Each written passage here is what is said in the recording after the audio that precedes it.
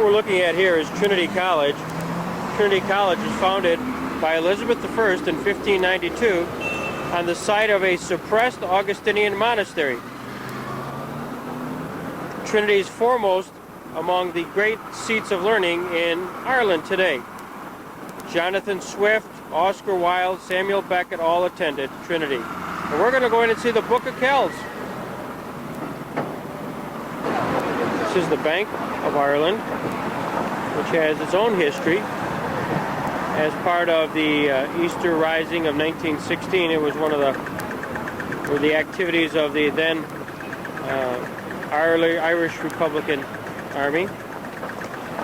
Another amazing fact of the Bank of Ireland is this housed the Irish Houses of Parliament before they were dissolved by the Act of Union in 1801, which created the United Kingdom of Great Britain and Ireland. A little bit of overview of course, he's been here before, Sean O. Peterson.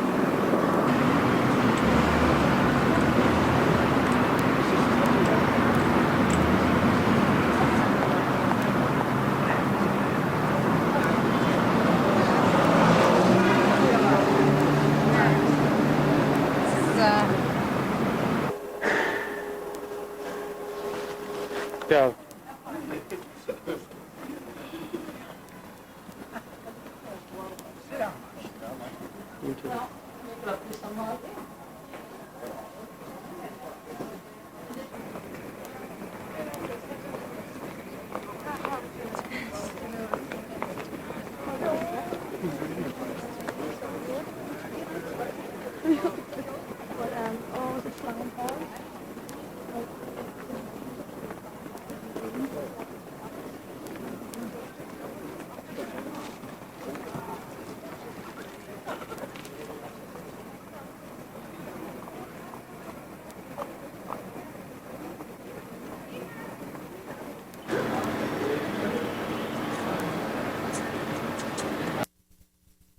Now in the Temple Bar section, Dublin. Over here are my Queen Beauties.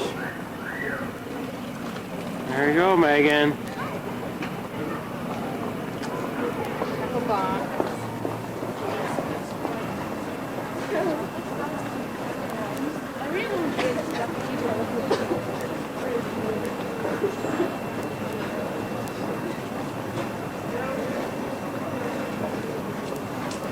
Converted into a hotel called the Marion Hotel.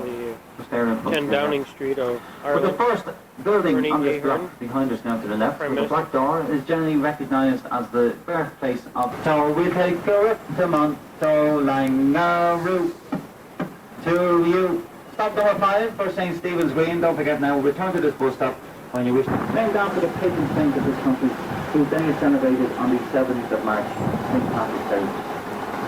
Jonathan Swift was its most famous being, and he is buried in here. He is buried in the crypt. And the crypt is an underground cellar.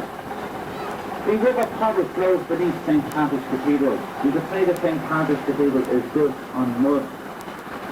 Now, the River Potter used to flood, and it created so much mud at one stage that Jonathan Swift's coffin floated up to the top. He had been buried for about 100 years, but there was so much mud, his coffin floated up to the top, and his body was still preserved from all the mud. The only city gate that still stands, that is one of the gates that you would have to go through into the old city of Dublin. It's called St. Audubon's Arch. She was done at night time, looking for her young child that she lost. If in medieval times you were standing on the steps there at the gates, your feet would be wet because the River Liffey used to wash up against this wall. But then the River Liffey was walled in. Now the River Liffey runs parallel to this road, and it is still here today. It's called the Brazen Head, and it dates back to 1198. If I turn right at this junction, I will bring you down to the Brazen Head. Now we don't get a good view of this pub, but it's worth a mention. As I go through this junction, have a look down to your right hand side. You will see the Brazen Head on the left. How are we doing? It's very windy out, isn't it? No problem. Hospital nowadays, there is a service to help the patients deal with the problems of alcohol. It is unfortunate for those patients seeing that you have the largest brewery in Europe just outside the walls. Now you can just imagine that you're in there trying to beat the fountain of a bird with a very long beak. There, just on your right. He's called the geek.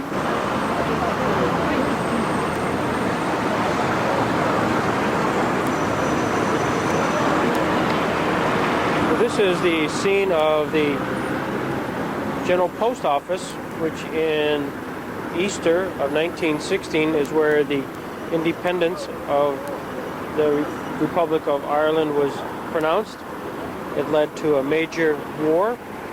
Ultimately, as indicated in the Michael Collins movie, that this was shot up pretty bad, and in fact we're going to see a couple of the bullet holes here. Ultimately the coup failed, and several of the people who started the insurrection were executed. See the bullet hole there, right there. Failed coup.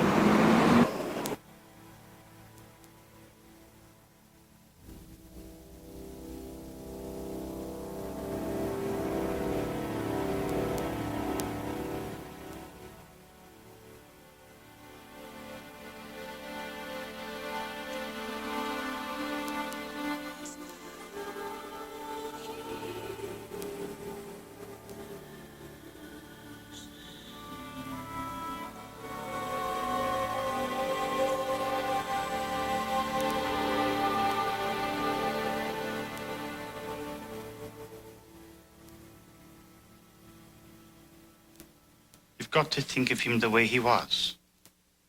The way...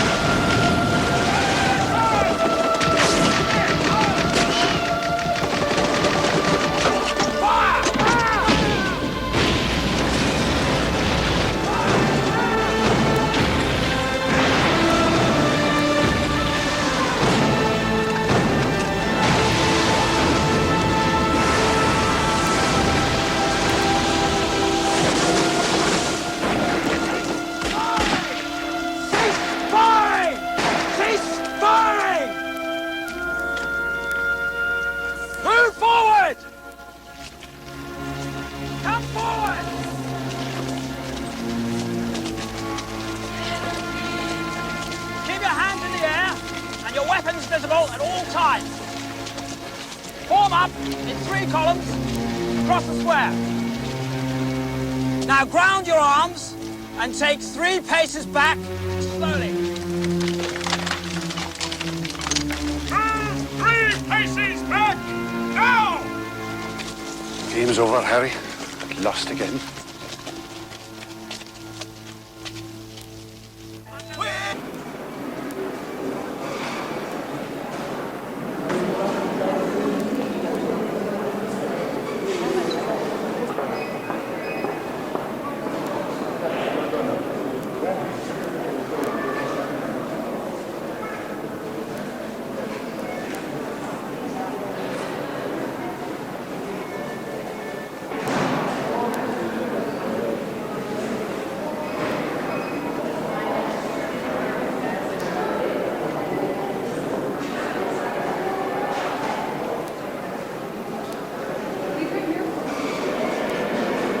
Pardon? No, I understand. We're done.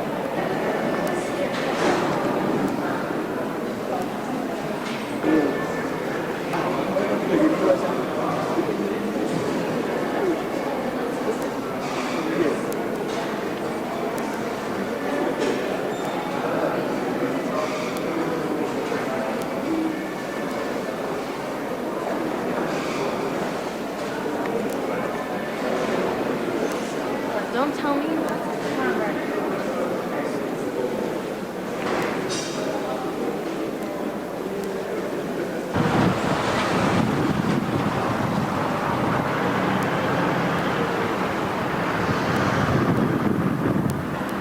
401 Marion Street was the home of Oscar Wilde for 23 years. Oscar Wilde was one of the most exciting personalities of his generation. In addition to being a successful author and playwright, he was a celebrated wit and conversationalist. He was born in 1854 of famous parents. His father, Sir William Wilde, was a well-known surgeon, amateur archaeologist, and historian. His mother, Jane Francesca, was an ardent nationalist who, under the pseudonym Speranza, was famous for her poetry and inflammatory articles. Tell me about Oscar Wilde. Who are you, first of all?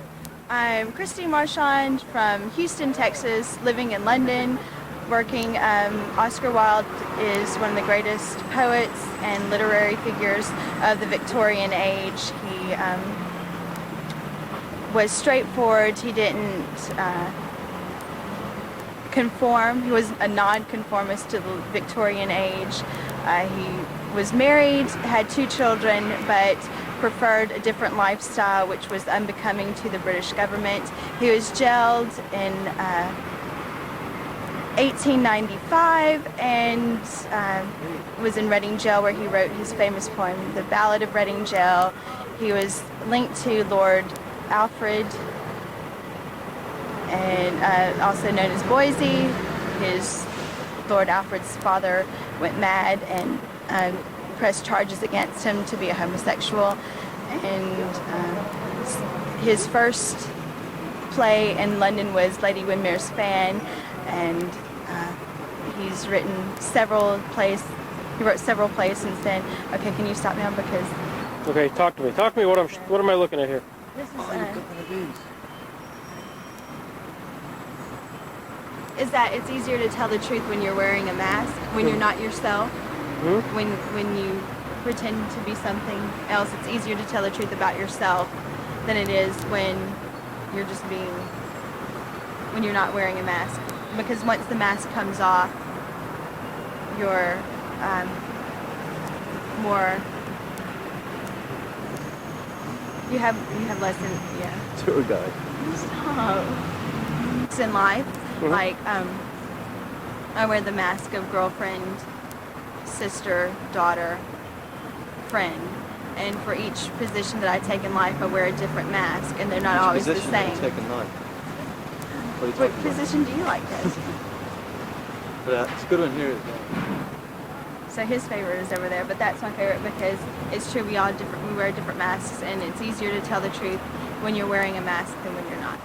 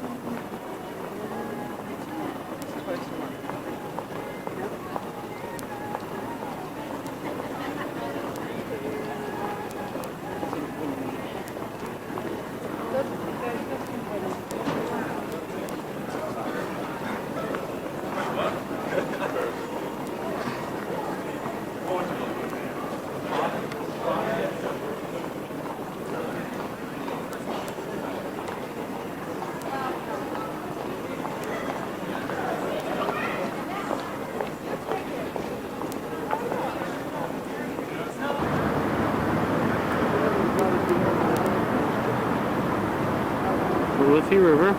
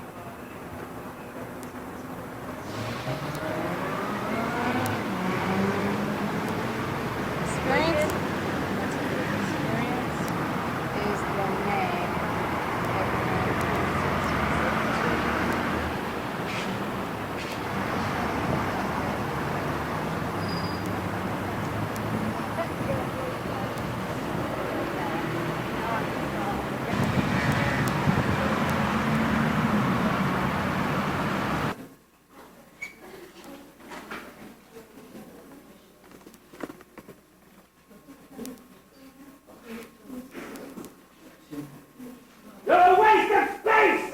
So it's your what? I have to... Oh, he's not worthless. He's just not worthless. Yes, he is. Oh, stop the news! Oh, cut them off in a minute. Yes, but you big to get up with you. I'm terribly sorry that this easy to accept my fullest apologies. Yes, if you all want to come in, there's more room. Plenty of room.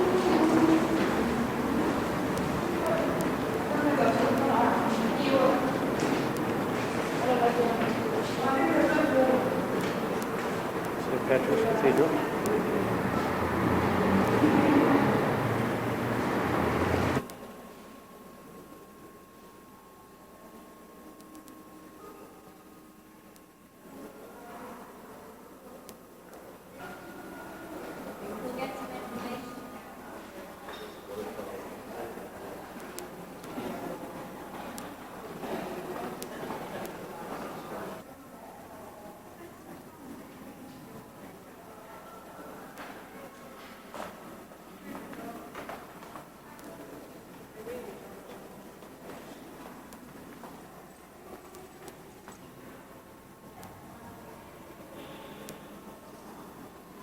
Where else but Ireland would they have an organ fund with a Guinness keg?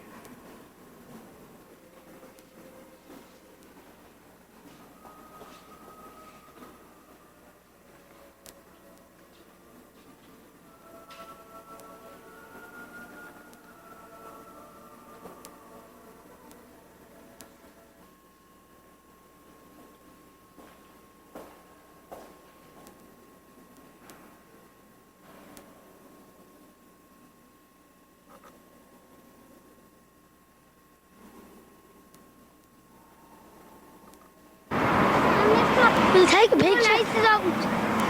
The lights is out. We have a beautiful green outside St. Patrick's Cathedral.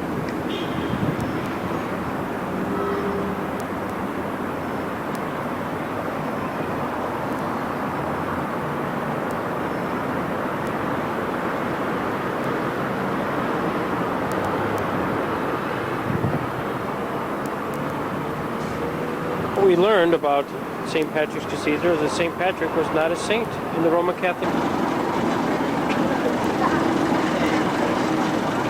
Get a picture of the wall.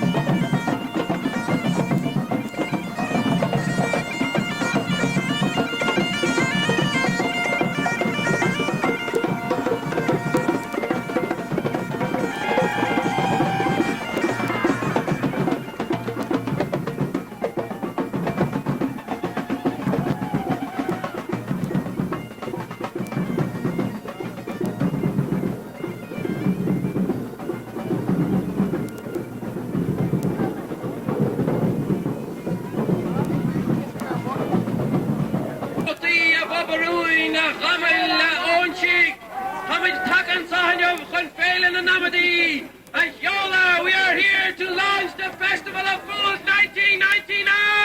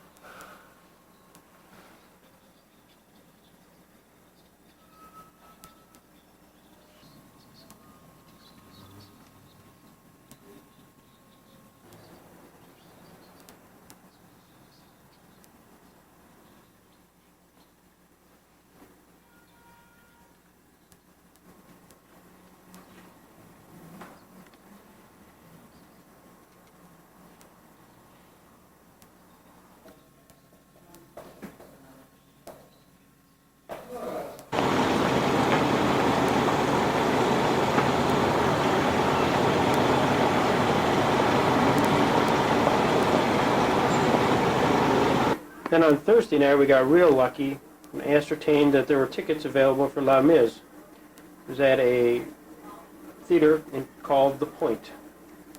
Even more exciting was the fact that Jean Valjean was played by Colm Wilkinson. He's the actor who created the role of Jean Valjean in the original London and Broadway productions of Les Mis, earning several awards.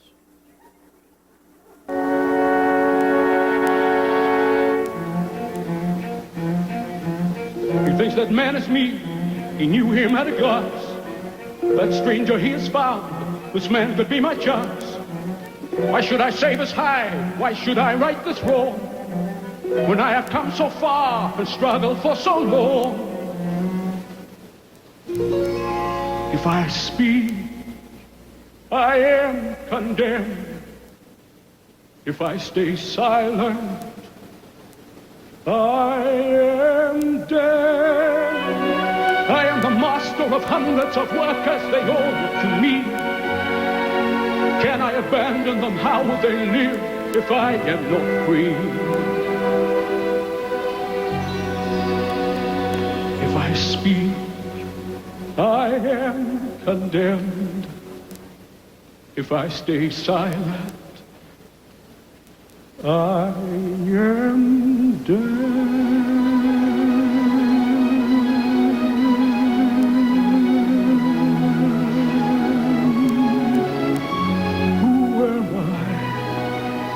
And I condemn this man to slavery, pretend I do not see his agony.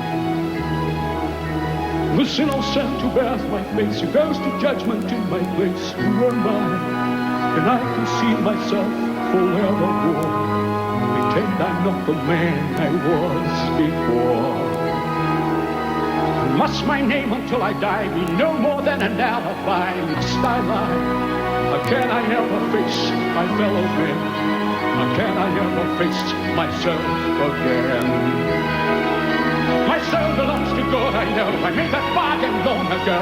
He gave me hope when hope was gone. He gave me strength to journey on. Who am I? Who am I? I'm so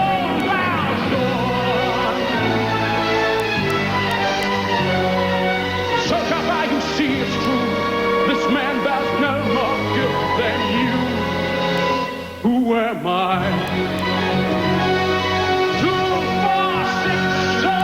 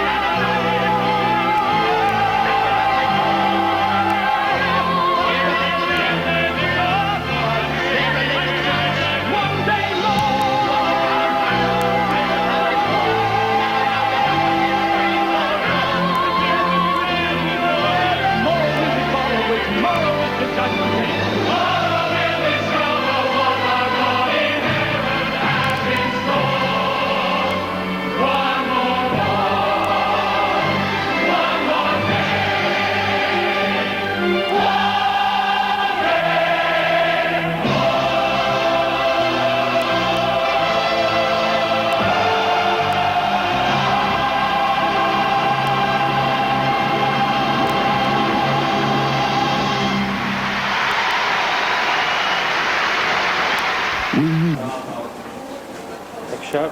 Belfast.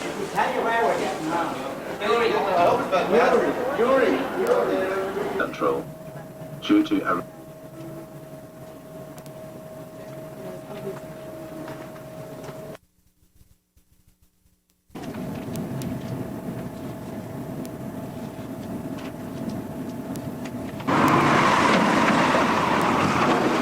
Welcome to Belfast. Forget?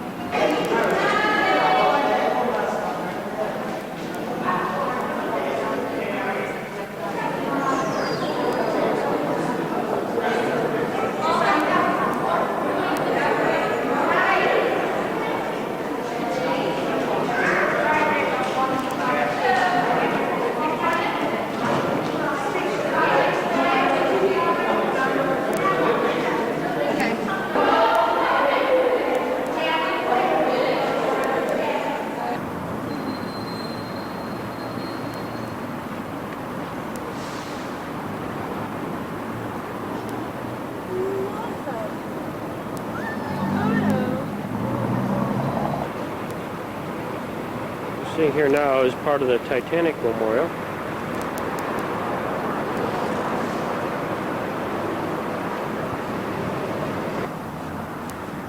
The memorial was originally unveiled on 26 June 1920 in Donegal Square North.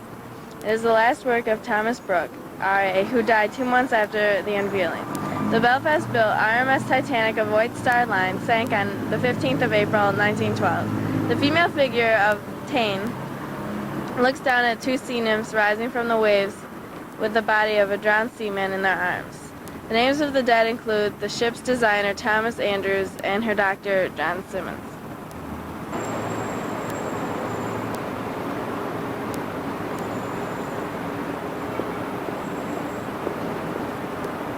Bombed out and rebuilt 3 times since 1982.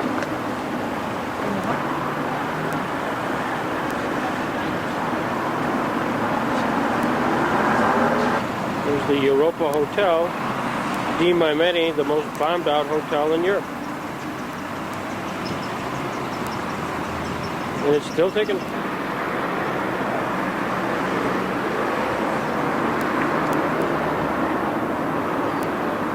This is Belfast major educational institution, Queen's University.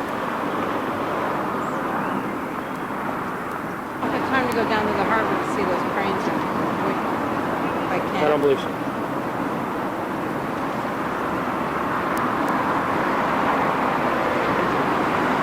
And one of the unusual things about Queen's University is Botanic Gardens. And because of the weather here, which is usually pretty mild, there's a palm tree right here in Northern Ireland. Who would have guessed it?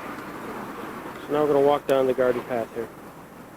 Okay, let's go. Ulster Museum. This is Belfast.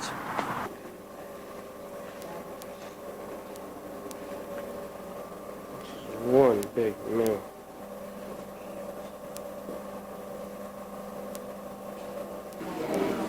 These two huge mustard-colored cranes, the biggest in the world, are nicknamed Samson and Goliath. Then they rise like skyscrapers above the harbor as a reminder of the town's shipbuilding might. And the H&W stands for Harlem and Wolff, who built the Titanic.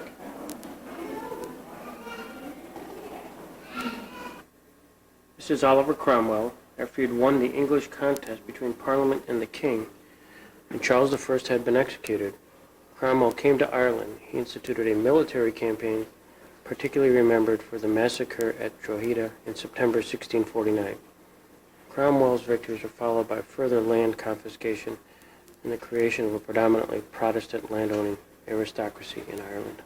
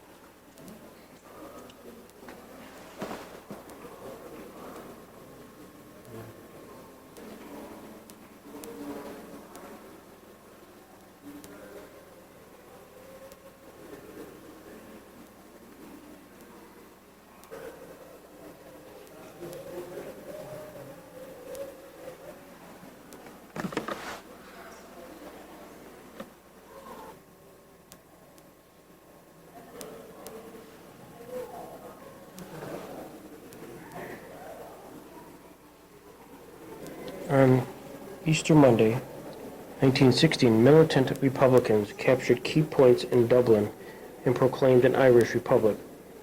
The rest of the country did not follow, and the rising was over within a week. But it was the subsequent executions which swung public opinion behind the Republicans, who combined in the organization known as Sinn Féin.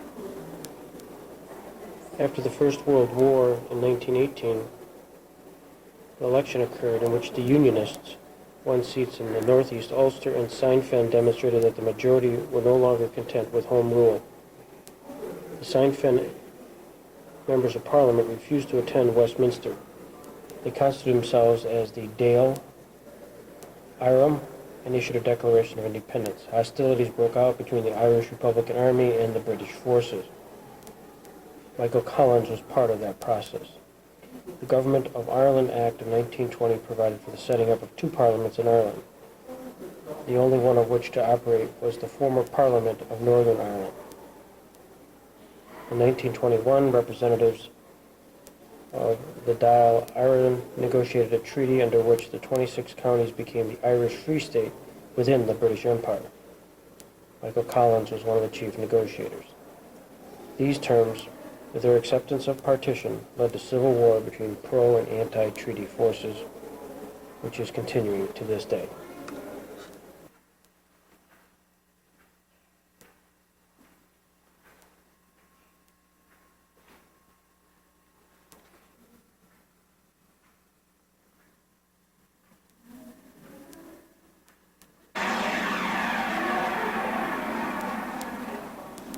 Long before the Egyptian pyramids were built, the Neolithic people in Ireland, for commemorations were built of rough, uncut stone, and are known today as megalithic tombs.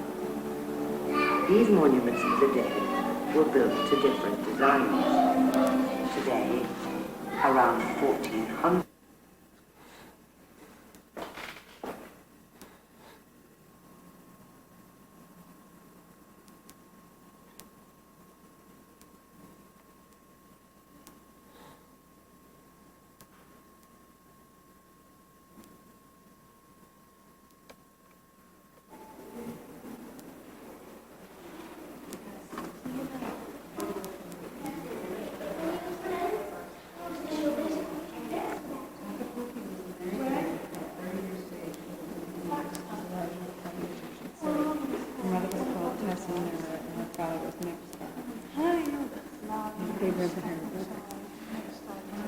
The central inscription on the lid is a prayer requesting offerings and good fortune from the sun god Ra.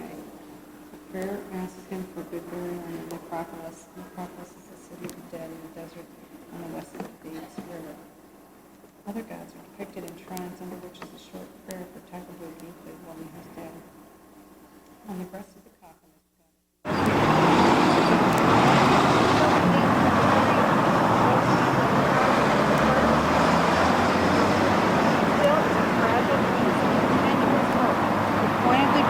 billboards and the helicopter that constantly hovers over the Catholic end of town remain reminders that the island is split and about 1 million Protestants prefer to have it stay there. That's the helicopter.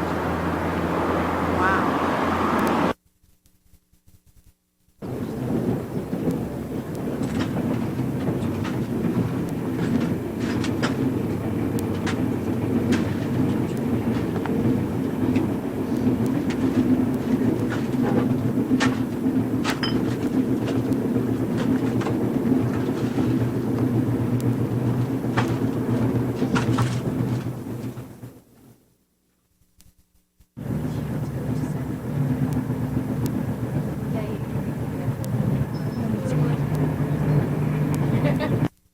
Is Saturday, April 3rd, and we are now in Waterford.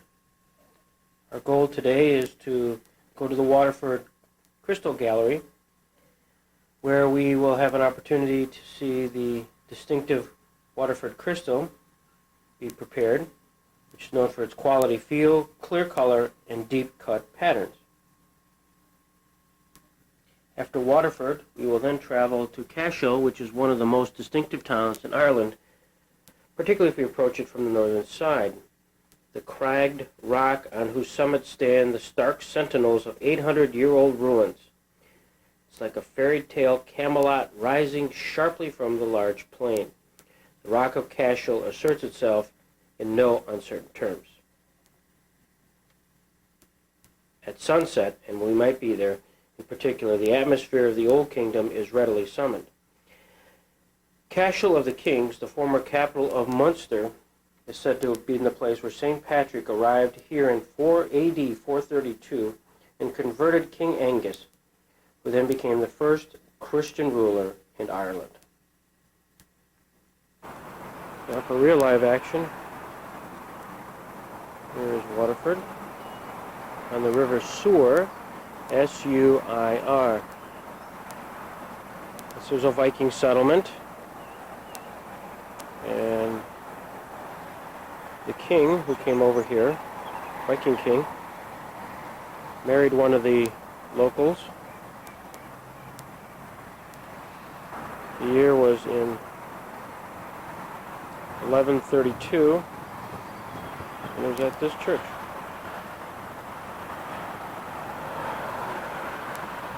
Off to the Waterford crystal plant. Here we go to the Waterford crystal.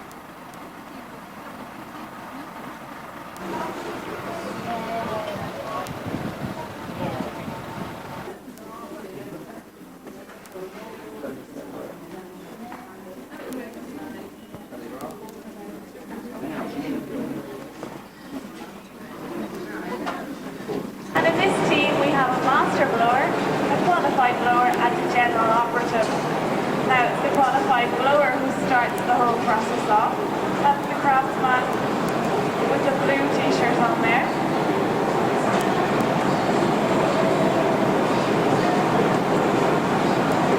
Now we're going to see him start the process off in a second. He's behind the iron screen.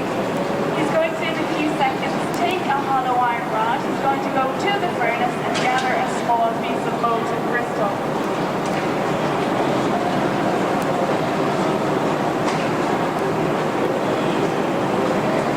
Okay, so our qualified blower is actually the craftsman with a striped t-shirt on, who's gone now to the furnace.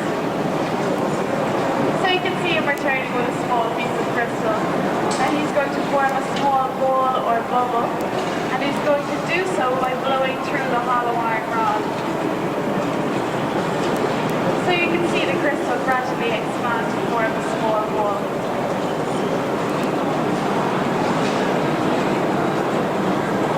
Two are the same, the qualified and master blower. And the qualified blower is behind there, the blue t-shirt. The master blower is in front, the striped t-shirt.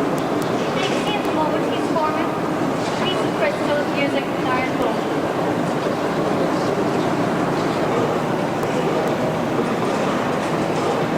These bundling gather goes back to the furnace and has a small amount of What's the one you're listening to Sunday Sports Conventions and this again is to keep the temperature of the piece constant so the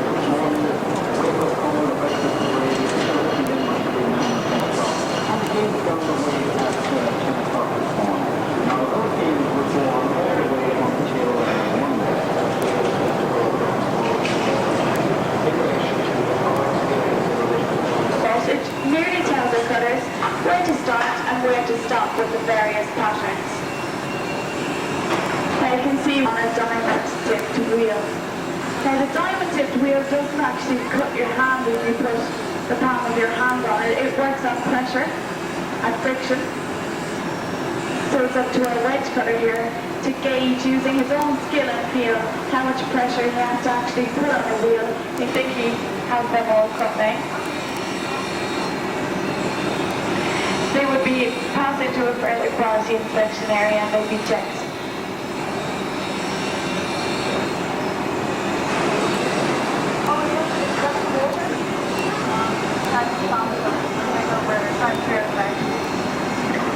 Okay, so we're going to move on into our next cutting department. That's straight through there. Just take a look as you pass.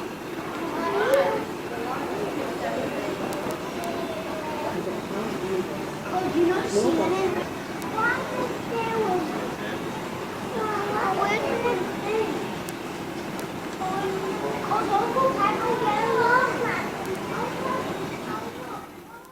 This is our pattern. This is going to be Brent's drink. Glass. Sure, Brent. Please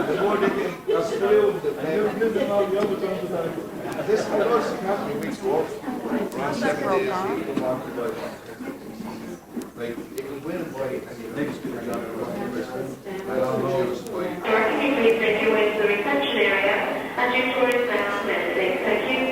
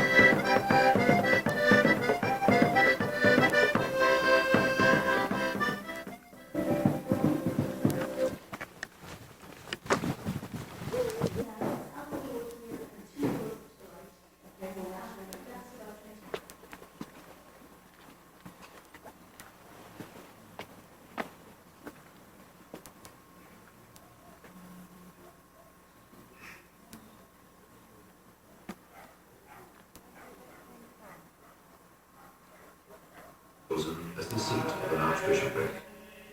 It is no coincidence that the stone crosses of the time depict imperious bishops proclaiming their authority as Christ's representatives on earth.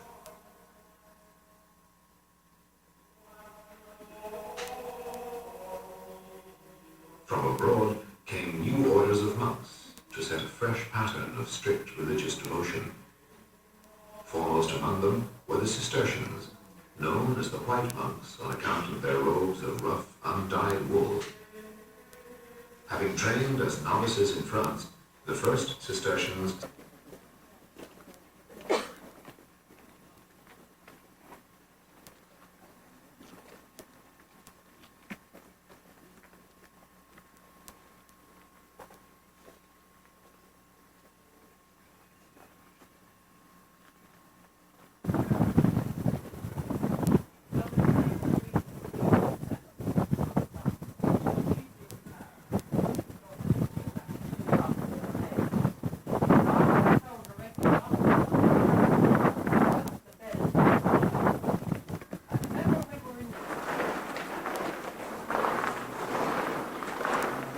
original 12th century roof.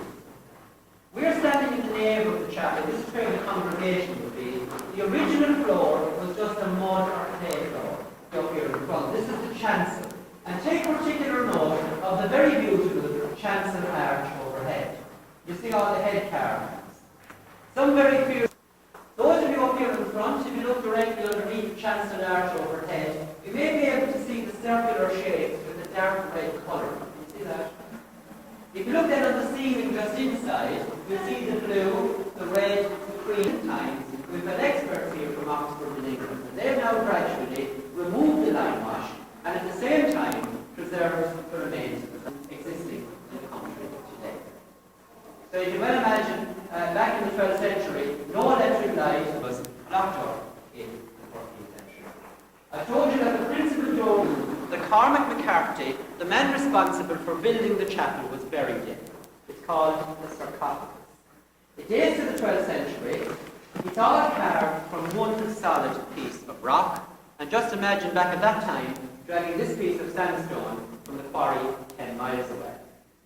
Now unfortunately, for many, many years, it was standing outside of the grounds. So the stone lid or slab on top got broken. And so did the section here on the right-hand side. So the design that you see today on the left, you have the exact same copy here on the right. Now you can see the two principal figures. They look like this tomb in 1750. Now I said at the beginning of the tour that this was regarded as one of the most historical sites in the country. Some people would have Choral Hall, 12th century high cross, 12th century tomb or sarcophagus, a 4th century coronation stone, and a well, all on 4 acres. You would travel maybe 50 miles just to see around the tower. So you have all the different stages. That's right.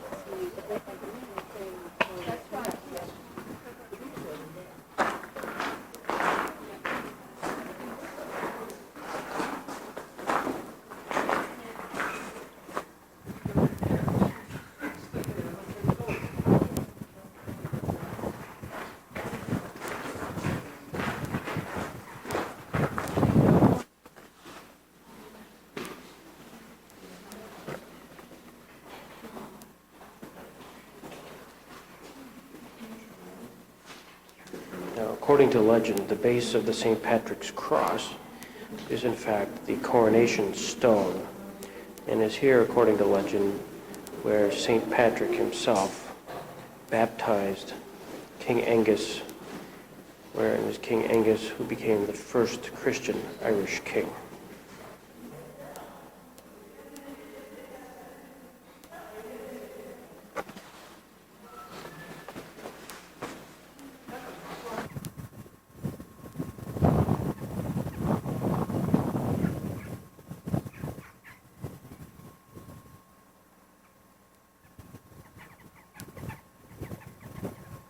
Spectacular is the name that given to Cashel Rock,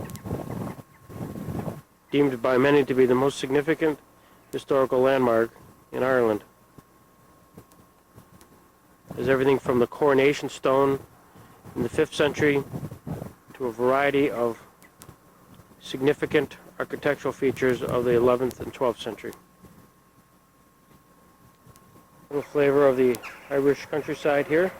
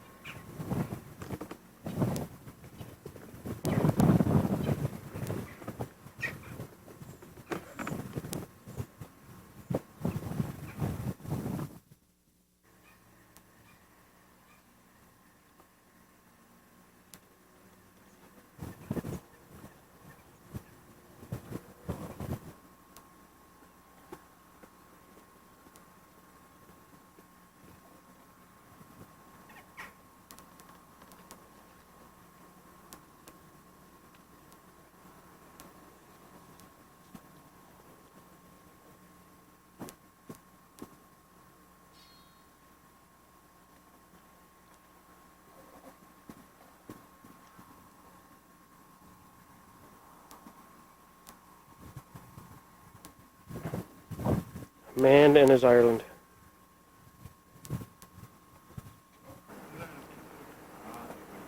A woman and her castle.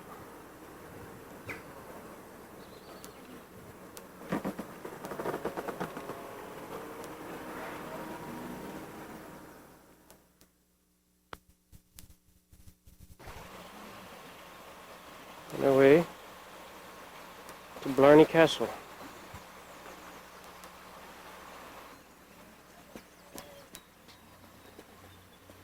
See the round building and the little stone tower over there?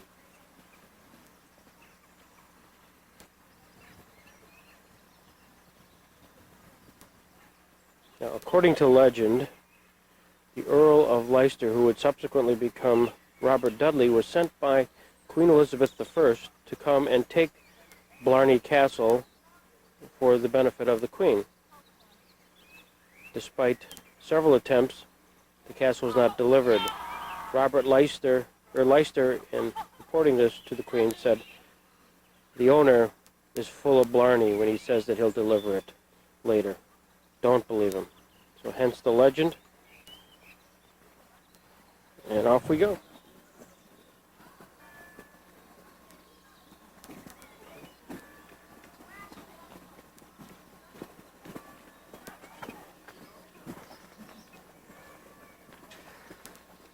Easter Sunday.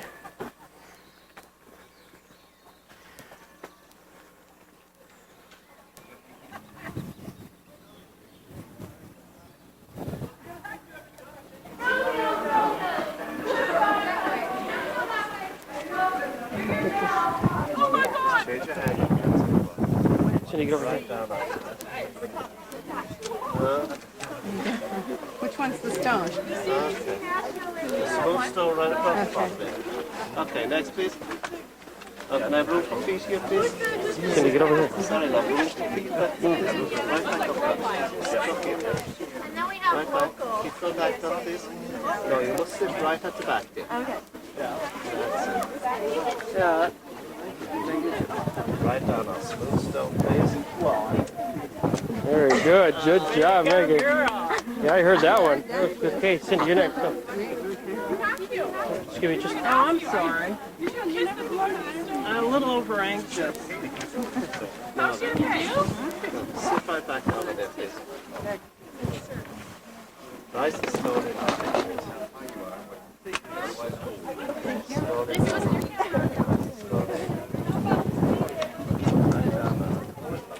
All right, a good one. Thank you. Yes, it says right. How was it, Dad? Terrific. One of the great experiences of all time. The art of eloquence.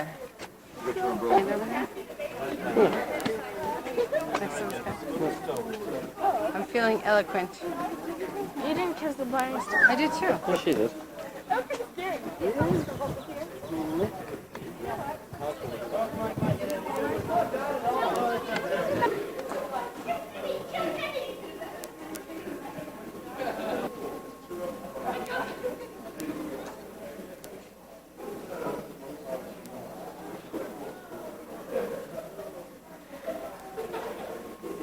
banqueting hall, then there was the chapel, and then of course at the top is the Blarney Stone.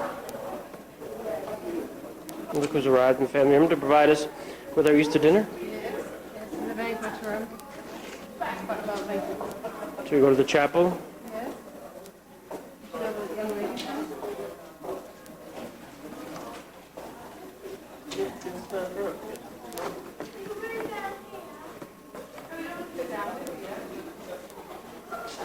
So we go down a little bit further and see what's going on.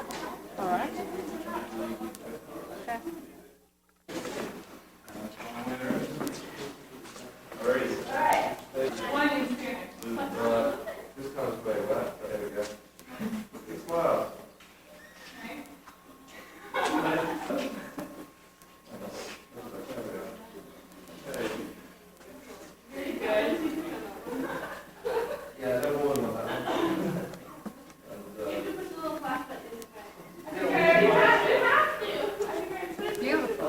You're home.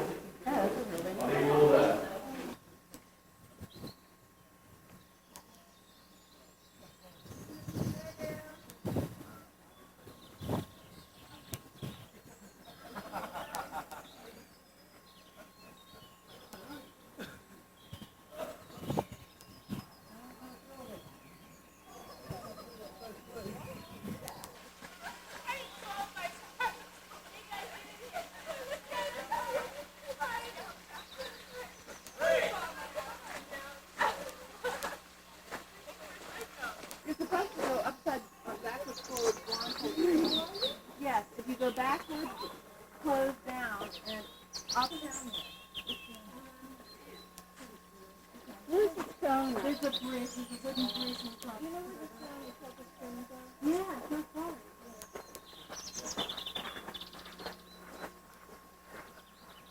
Keep your eyes closed, Megan.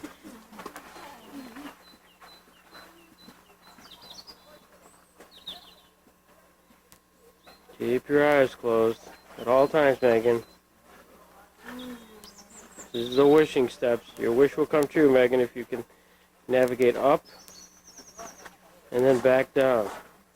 A little dark in here. Keep your eyes closed. How can you know it's dark? Megan, are you cheating? Let's try again. Okay. Let me see if Faster! I know. fairy tales can come true. It can happen to. He's doing it. He's doing a job. He's keeping his eyes closed. Look at this. You can tell by the darkness. He's not like you, Megan, who says it's dark. Dad, you can tell when it gets dark. All the way up. All the way up. Then you can stop. Keep going. See? Eyes are still closed. Look at this. There, yep, eyes are definitely closed. Is that the whole trick of it?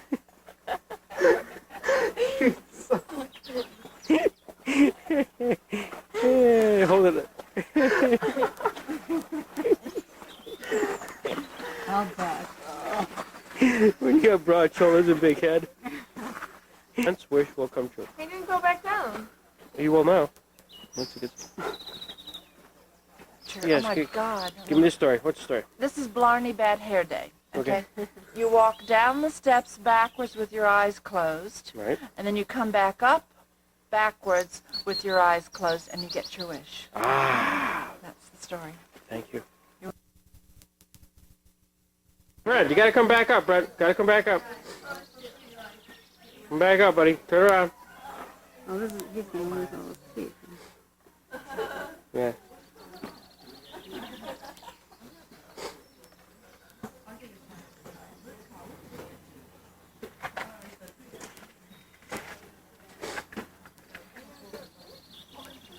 Megan will alert you to the top step.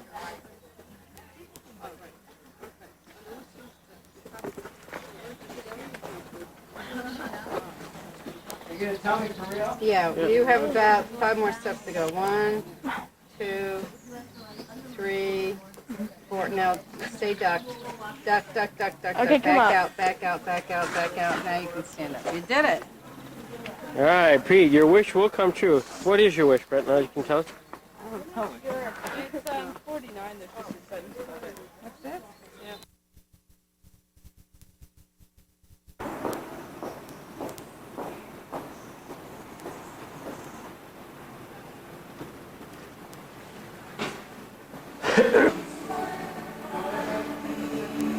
This is where the Irish left, immigrated to America.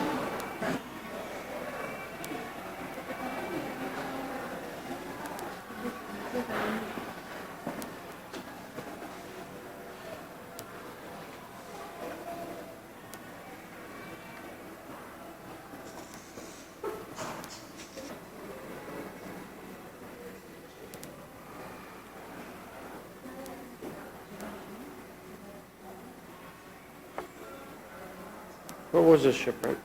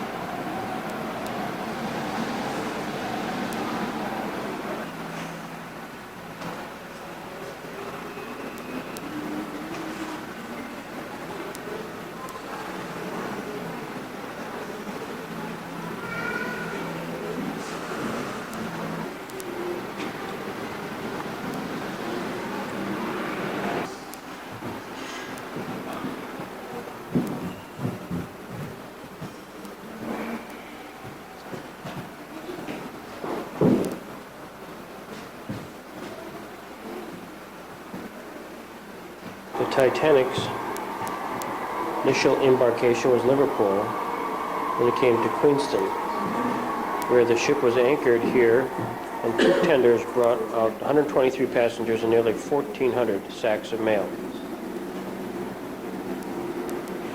After about 2 hours of bustle and activity, the tenders and certain small boats, which had been come to the site, headed back to Queenston, bringing the vendors, some ship's mail, and a small number of disembarking passengers.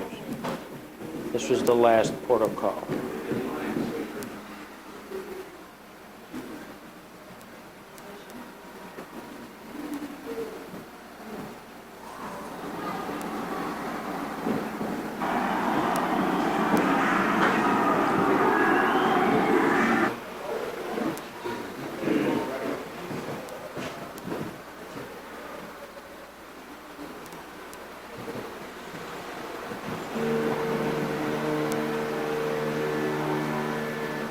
This cartoon is captioned "The Crowning Act of Germany's Murderous Piracy, the Sinking of the Lusitania, the Great Cunard Liner's Final Plunge." May 12, 1915.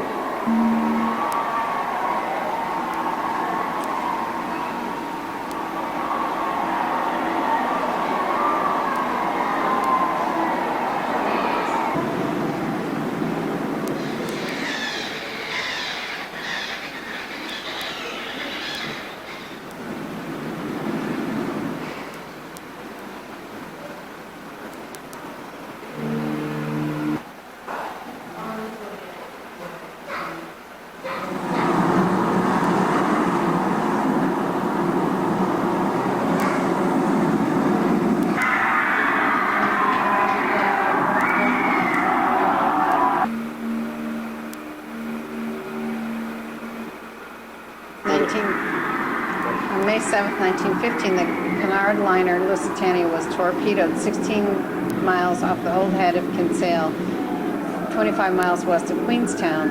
Of the 2,000 people on board, 1,200 died. Those who survived were brought to Queenstown and Kinsale by rescue vessels and cared for in local hotels and hospitals. Many of those who died were buried at the Old Church Cemetery in Queenstown. Once damaged, the Lusitania quickly listed to one side, making it difficult to launch lifeboats. In less than half an hour, the ship had sunk, leaving hundreds struggling in the water and clambering into lifeboats. The Lusitania sank in just 300 feet of water, going down bow first.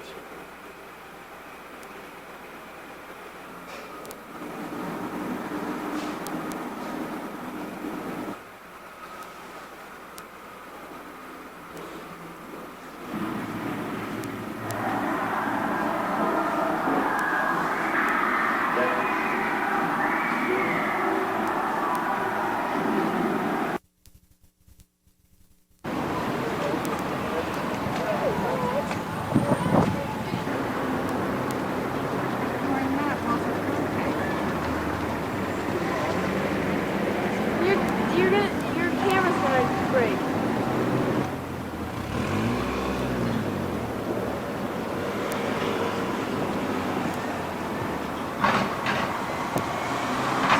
And out of nowhere come the police. Over here are two sympathizers. And Gary Adams himself.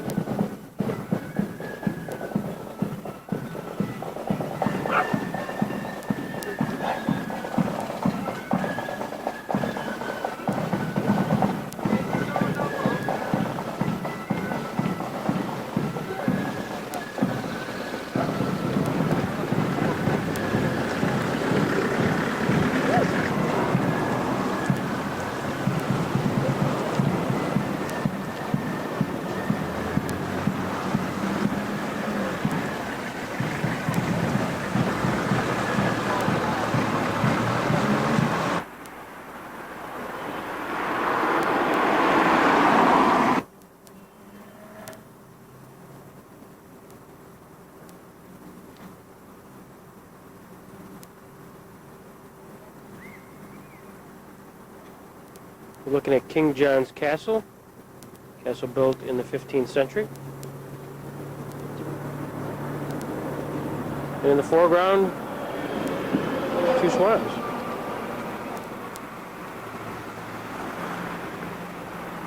That's spectacular.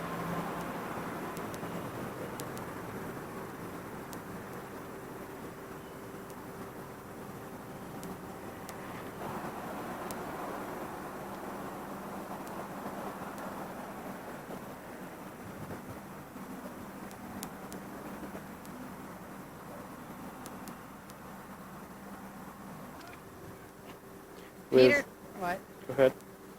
The Peterson's 99 vacation was to the Ireland nation.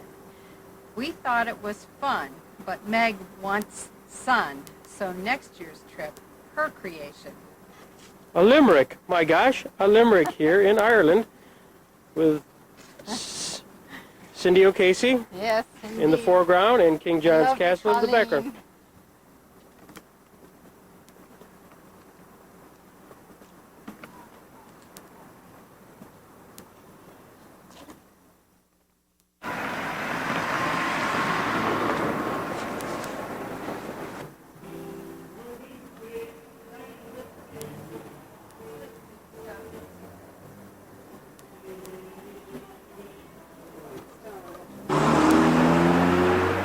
Here's King John's Castle, as we indicated, constructed when? 15th century? 1485. 1585, also known as the 15th century. And what was its significance? King John I of England. In fact, the city of Limerick had its charter longer than the city of London.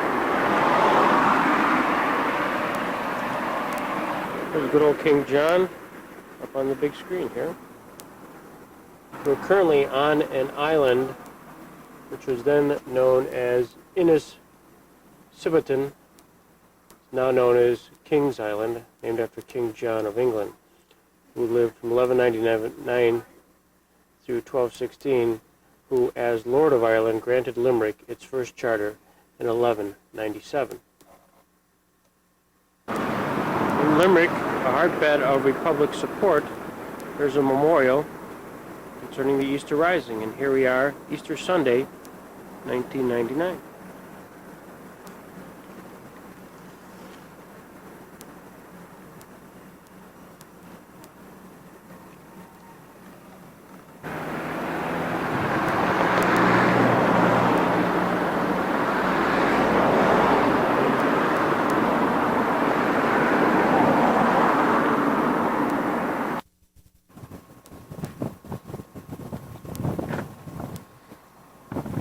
Love, child.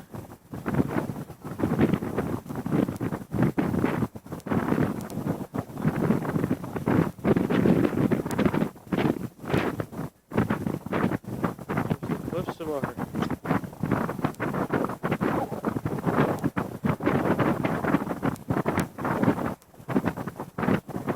Go to O'Brien's Tower now. Maximum view.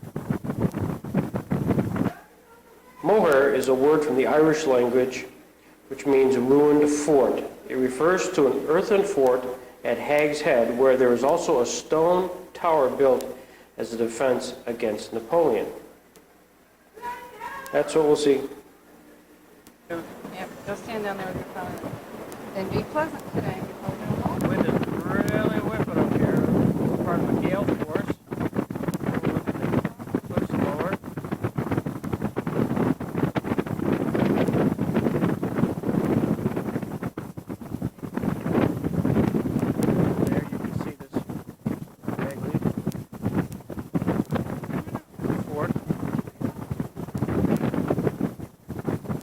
This is the north side.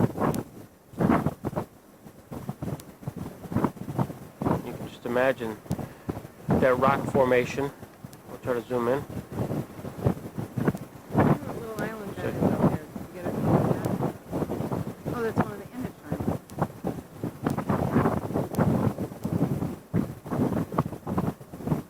See the island out there in the haze. Roan Innis.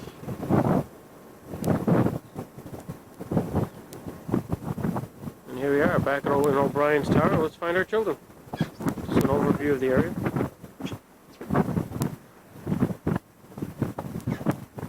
This is all part of the Atlantic.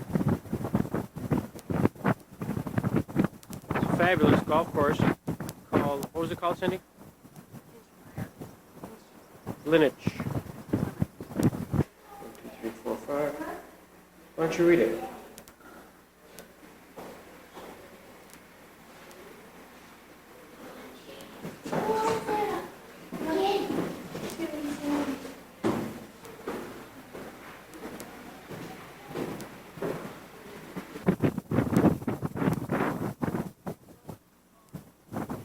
We're stopping along the roadside from the cliffs of Moher, and we're in the Burren, B-U-R-R-E-N area.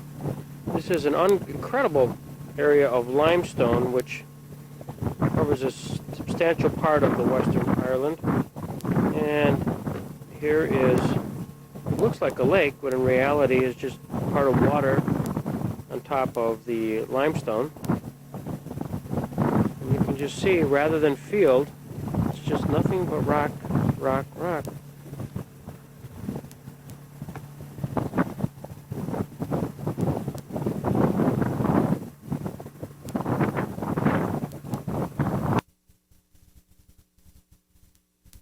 Gives you 5 seconds. It's an introduction. Everybody check the window.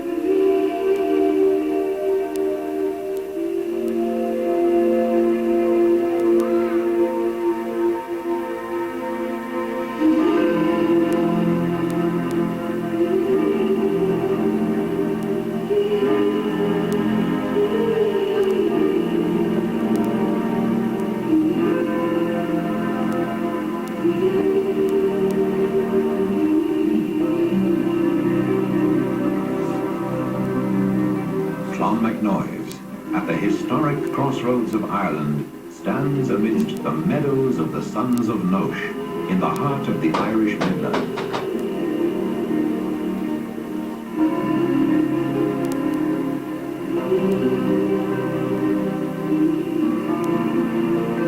People have been visiting this monastic site for nearly 1,500 years.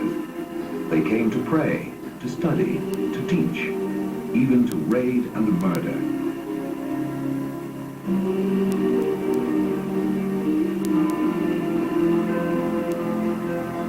In Celtic times, the main east-west road from Dublin to the west coast and Galway Bay followed the Eisce Riada, one of the long gravel ridges left by the retreating ice of the last ice age.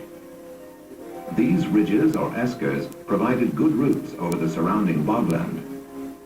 The road passed Clonmacnoise on its way across the Shannon and was therefore a major junction of road and river travel in Celtic Ireland, a place where southern traders might leave their boats to continue overland to the fairs at Royal Tara. And location alone may have been the reason why St. Ciarán was to choose this site for his monastic foundation in the middle of the 6th century.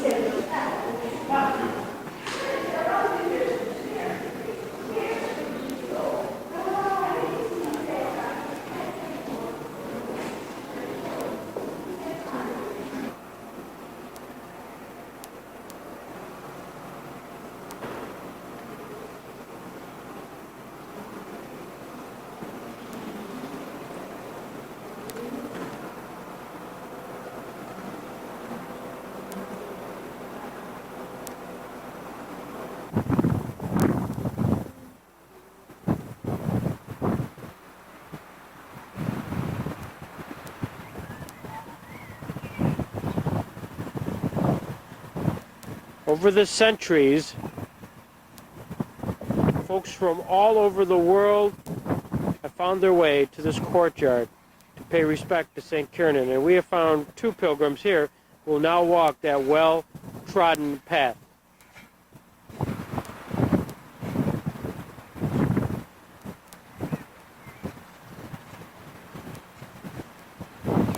From Pope John to other who pay their respects to St. Ciarán. Let's walk. They find their way up to the tomb of St. Ciarán.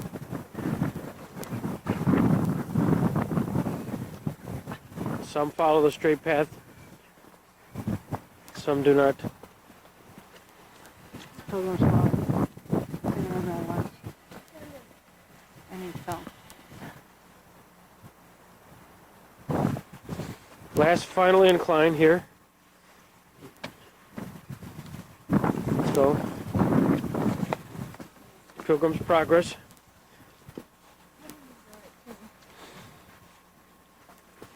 Now with our special camera inside now. We watch them as they enter.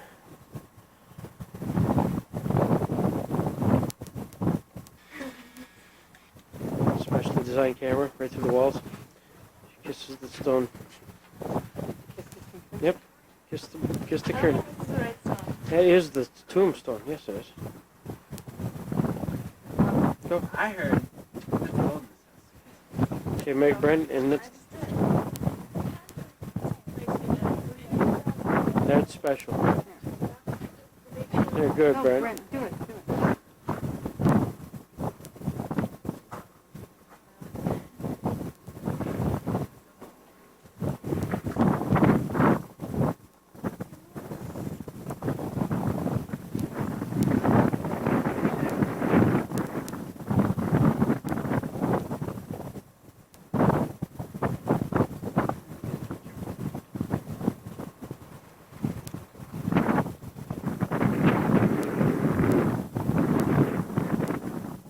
Something unique, a circular chimney pool.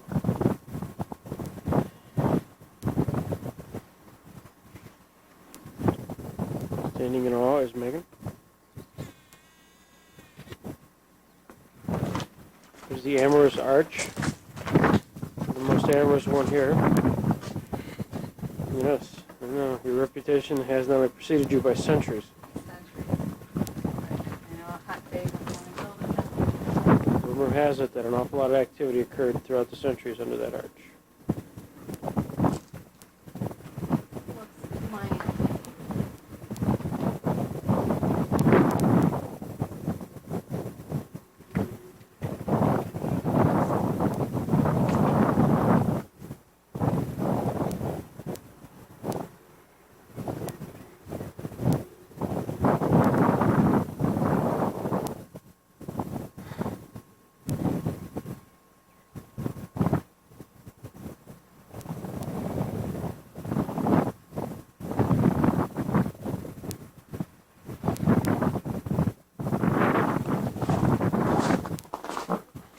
Okay, the mighty...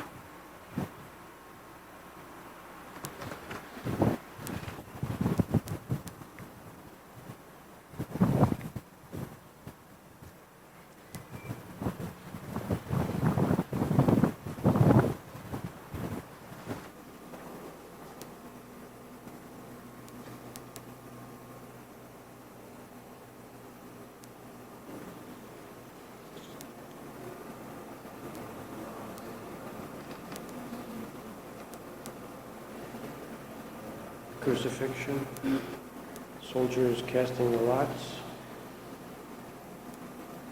This is Christ in the tomb. Is the bird breathing life into Christ prior to the resurrection.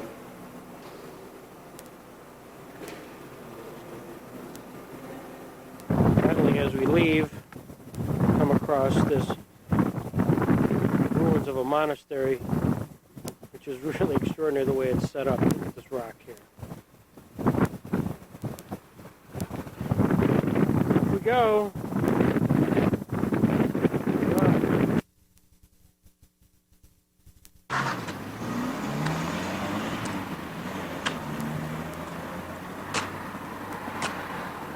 The monument for Wellington.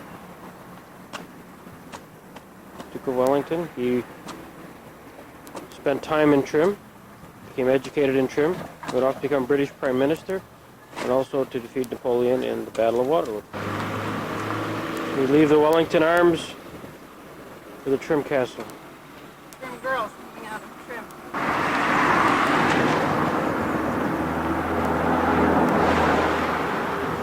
St. John's Castle. This is the largest Norman castle in Ireland.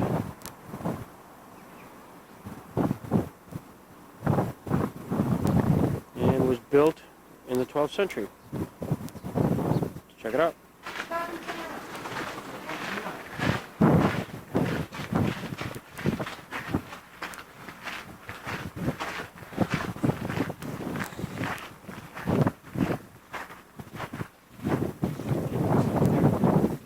Movie was made here, Brent. I would say Braveheart, coming down off the mountain. There was a fair lady.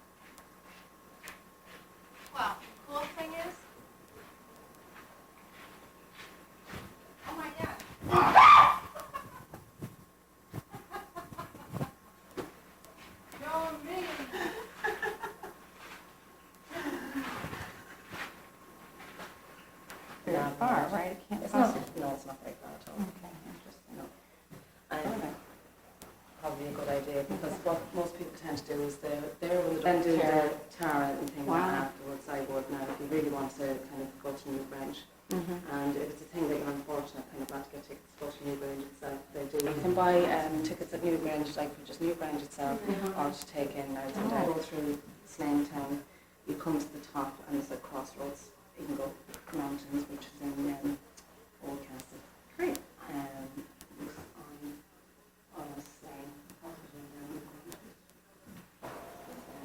Well, we take that one boat and keep this one too. Oh, that's, and there's, I think, great, we'll take both of those. I think everyone will go to is in some point.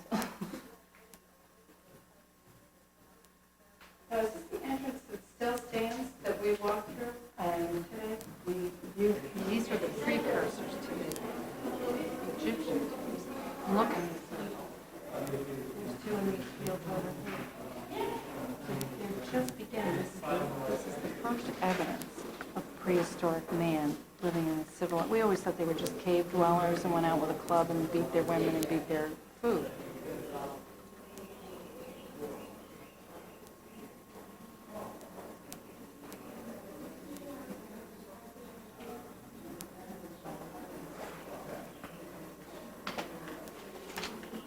And measures changes in the seasons, but they always feared that their gods might forget them, and that the winter sky would continue to get darker and colder until the whole world descended into frozen blackness. As the Earth spins on its annual journey around the Sun, it is tilted at 23.5 degrees to its orbit. This means that at one point, the northern half of the globe faces towards the Sun and gives us our northern summer. 6 months later, it faces away from the Sun, and we have our winter. And as the seasons change, so does the position of sunrise. At midsummer, the sun rises in the northeast, but this position gradually shifts southward until midwinter, when it rises in the southeast, a difference of nearly 90 degrees, to contain the bones of the ancestors, and somehow to connect these remains with the movements of the sun. Prediction of solar events was not a science, but a tradition, a life skill, which appeared to bring the seasons under control. In the great tomb at Knowth, one passage was built to face due east, the other due west. This meant that on the morning of the spring equinox, around March the 20th, the sun shone directly up the east passage. That evening, when the sun was setting, its light penetrated into the west passage. We can imagine on that morning a solemn procession slowly moving around the outside of the huge mound, stopping and contemplating the symbols on each of the decorated curbstones. Perhaps the intention was to include the souls of departed ancestors in the celebration of spring, or to get their blessing, so that the process of the year would continue as it always had. As the earth journeyed communion between the sunlight and the souls of their ancestors, perhaps to deposit a newly cremated burial. As the shining ball of the midwinter sunrise climbed over the horizon, the quartz around the entrance to the tomb took on a golden color. Seconds later, sunlight penetrated the roof box, and a thin beam of light appeared on the floor of the chamber, casting a warm glow on the assembled people, living and dead. As the light retreated slowly back down the passage, what had happened in the minds of the people? Did the energy from the sun bring spiritual life to the souls interred in the chamber? Or did the spirits of the ancestors travel along the shaft of light to revive the sun and banish darkness? Whatever they believed had taken place, they now knew that the sun would once again climb the sky towards springtime and the beginning of a new year.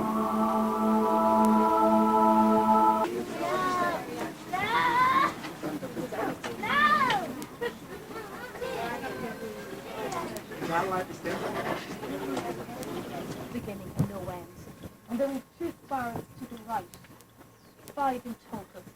And because it happens in the 5 shortest days of the year, between the 19th to the 23rd of December, and it happens sunrise, when the sun rises in the southeast, shines across the valley, through the roof box which is on top of the entrance there.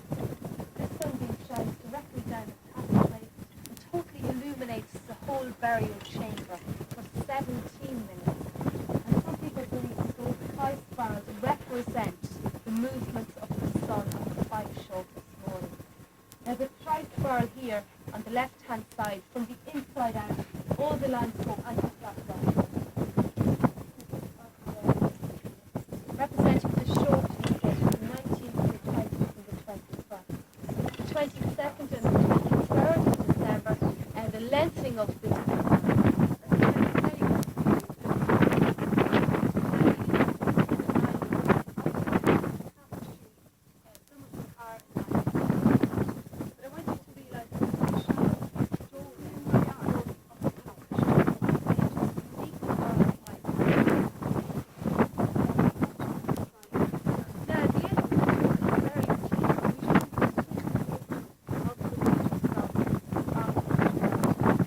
This is the New Grange monolithic monument from prehistoric times.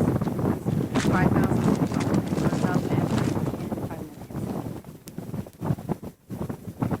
And what is it called? Is it a burial tomb?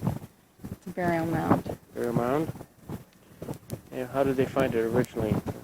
In 1699, one of the landowners wanted to build a road, and he sent somebody out to survey this area over the hill. And they found that stone and figured they had come upon something very special. Meanderings of the river. So is the river Boyne. You'll see some various burial mounds. And there's one of them. Apparently there's 40 dotted along the very center of the document. Been excavated and result further discovery. And in fact, New Grange is something which has just been reopened since 1975. So this is a new site, and they're learning every day. They don't know a lot about the culture. So we're here to see something new, and Brent and Megan's children will know a lot more than we know. They're anxiously awaiting the tour of New Grange, our pilgrims, Megan and Brent. In 1690, this passive river, known as the Boyne River, is the scene of one of the most decisive battles in English history. Yet it was conducted here in Irish soil. Let's learn more about this.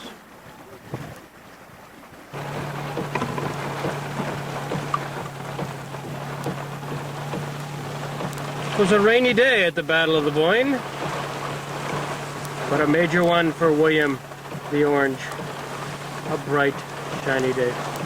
It's right by this bridge, this valley, where William's troops defeated James II's troops, and for over 300 years asserted the rule of the British over the Irish. The Battle of the Boyne. Next stop, the Hill of Slane in St. Patrick's. St. Patrick lit the first paschal fire in Ireland here in 433 AD, according to the legend. The High King Lowfire, who saw this fire symbolizing Christianity from his palace at Tara, regarded it as an act of defiance against his own pagan gods. Lowfire remained a pagan, but allowed his subjects to be converted to Christianity by St. Patrick. And the legend of St. Patrick, this is an historic site in Ireland, for the seeds of Christianity were planted here because the Druid chief permitted his followers to choose what religion they would have, including Christianity. One of the other legends that goes along with this is the fact, in order for Patrick to explain Christianity and the Father, Son, and the Holy Ghost, the Trinity, he used the shamrock, which is a 3-in-1, the 3 leaves in one plant. Explained it. Hence, the shamrock became very much associated with Ireland. Here's the 3-in-1. 3 from 1. Subsequently, this hill became an abbey and was variously... It is believed that in 433 AD, the first Christian missionary to Ireland, later known as St. Patrick, led a large celebration fire here in the Hill of Slane.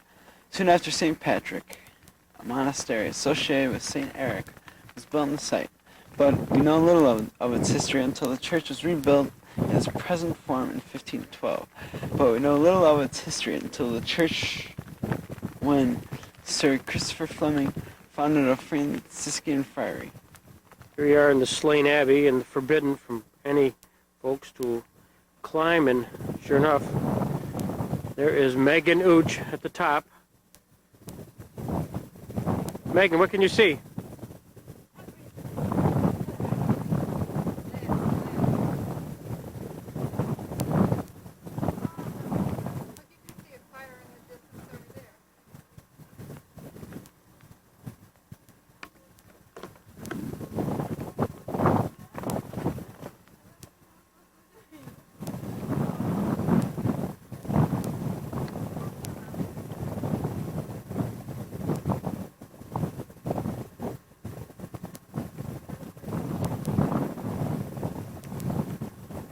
Do you see any fires?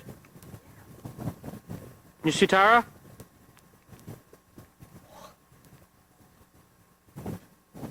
Oh, that's good. That ends the film. As they come down, sure enough, off in the horizon is in fact a fire. Unbelievable. Simulation file calling us home. Our brush with St. Patrick comes to an end, and off to the hill of Tara, which is the ancient site. As tradition holds, on Easter Eve, as did St. Patrick, a fire is lit, which is the fire of Christianity, symbolic of the fire that he lit, which was caught by the king in Tara, led to his inquisition, St. Patrick's ability to persuade the king that there should be more than one religious thought, emblematic of the shamrock. And here we are, 2 days after Easter 1999, and this is where they also had the fire.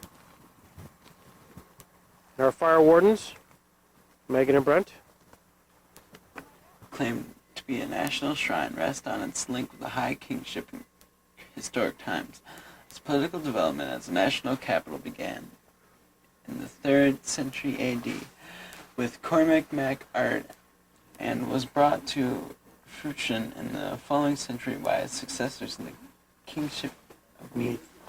At the time of St. Patrick and during the 6th century, it was used as a chief place of residence by the high kings.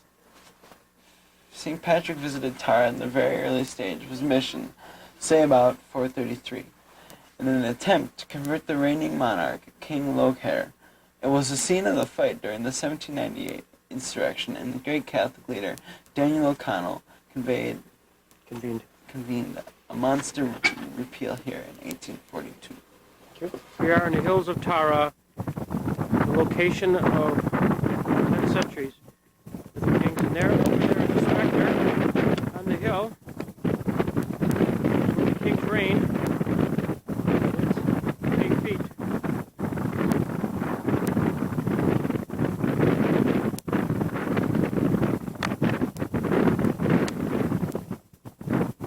Other locations here.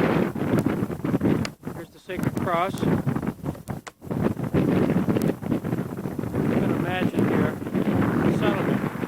Kingdoms of Meath, which was as far as Ireland knew at the time,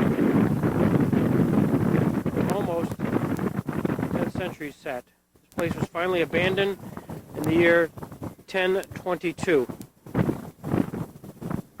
from this hill where the Druid king saw St. Patrick's fire and called for St. Patrick to arrive at his court and to explain his illegal activities of burning the fire on Paschal, which he did through the use of the shamrock.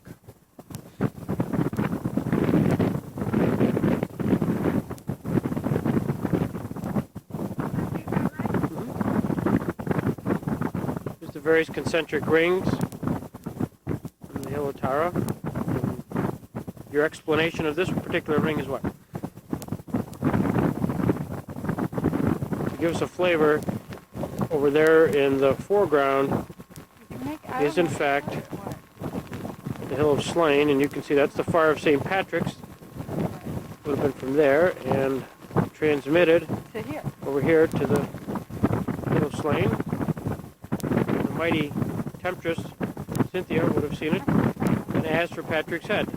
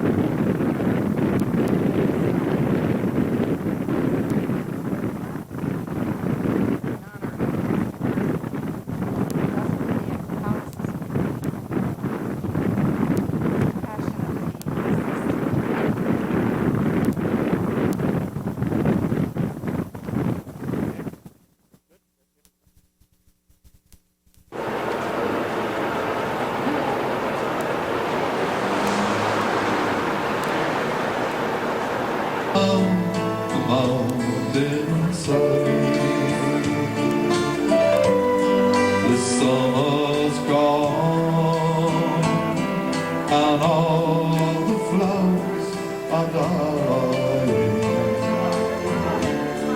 'Tis you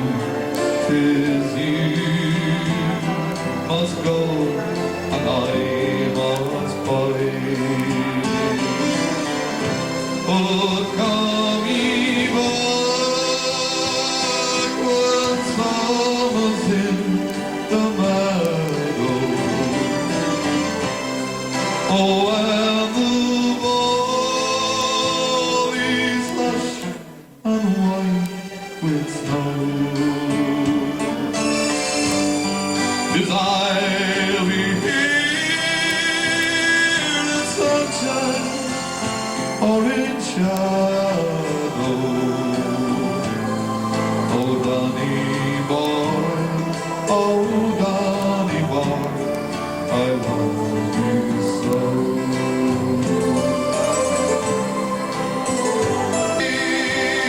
Don't softly tread above me,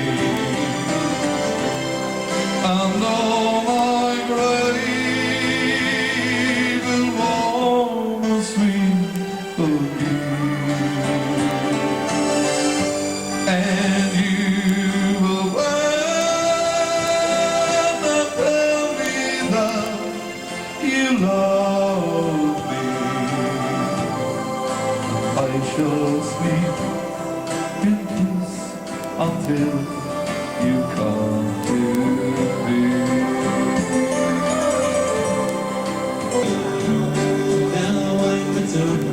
Ireland, here we come.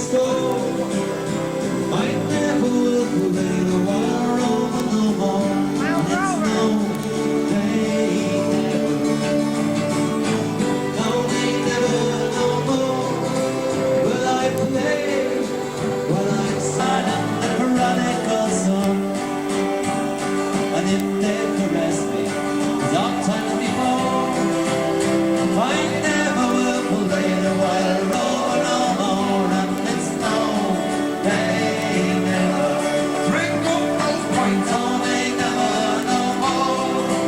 Will I play while I'm sober? No, never, no more. Well, now this is all as your man Hughie Green used to say, ladies and gentlemen, opportunity knocks.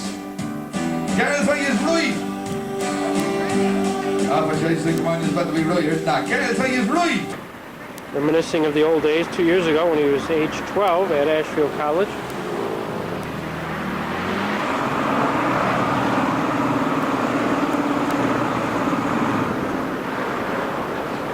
Brent, this is your alma mater.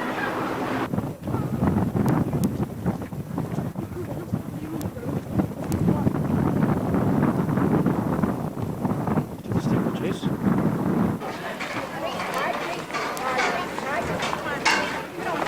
Leading 3, followed by Royal Snoopy 4. Collins double next on the inside, and then comes Falcon de Cato as they race away from the second. And head on up now to past the winning post. Strong run. Goes still on the inside to pick it up. Room for number 3 here. Brent's got his college education on this. And then Royal Snoopy on the outside. There's Falcon de Cato. After Falcon de Cato comes Collins double, and then comes the Yellow Piper, Mary Thatch after these with Kathy's Choice. Monitor is next on the outside of Veneguera. The ladies on top of the hill. Over the next flight. Room for number 3, Brent. These are all the marbles. The track with strong run. In the middle of Polly Gale and Taylor Spear of Royal Snoopy. On the run now to the final flight. And strong run and Paul Carberry out clear as they come to the last with strong run. Polly Gale second. Royal Snoopy 3 and then Collins double and Ian Piper. But running up towards the finish with strong run. Coming home clear. This is horse number 2, or race number 2. Who'd you bet on, Megan? Mary Gale? And that's horse number what? I don't know. What you have is individual choke boards here. All these guys are willing to make the bets. They've got different odds. We, for example, in Mary Gale, Megan picked out the one that was 6-1. Okay, and yet there were other ones that had 3-1, 4-1, 2-1. Interesting. There goes Megan's car. Number 2. Manhattan Castle Space Trucker and Hill Society. As they race away from the first and did a return to the place impressed by Manhattan Castle and Conrad Dwyer. Not much between them, but bring them to Hill Society is picking up on the outside of Space Trucker. Manhattan Castle now the leader as they come to the final fence. From very clear, Space Trucker coming back at it in the center. At the final fence, Manhattan Castle, Conrad again, and Space Trucker down to the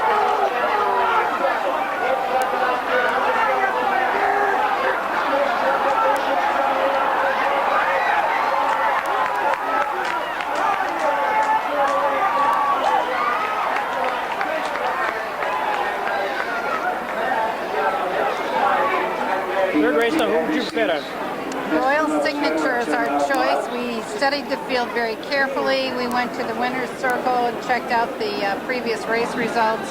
We've interviewed the jockeys, and we're certain that this one is going to be a big winner for us. We're going to win all the money it took to get us to Ireland and back.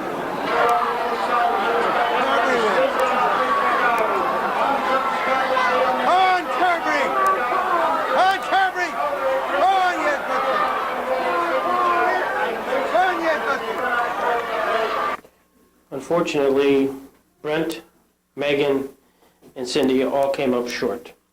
But fortunately, Greg won the 4th and final race that we saw, and we broke a little bit more than even. Hence our last big event here in Ireland, the steeplechase at Ferryhorn.